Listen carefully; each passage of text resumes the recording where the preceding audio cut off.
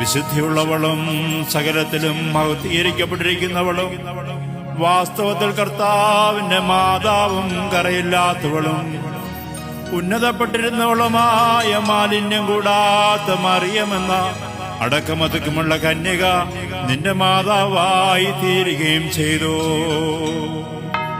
മേലിനെടുത്ത സൈന്യങ്ങളുടെ തലവനായ ഗബ്രിയേലിൽ നിന്ന് ദൈവിക സമാധാനത്തെ അവൻ സ്വീകരിച്ചു.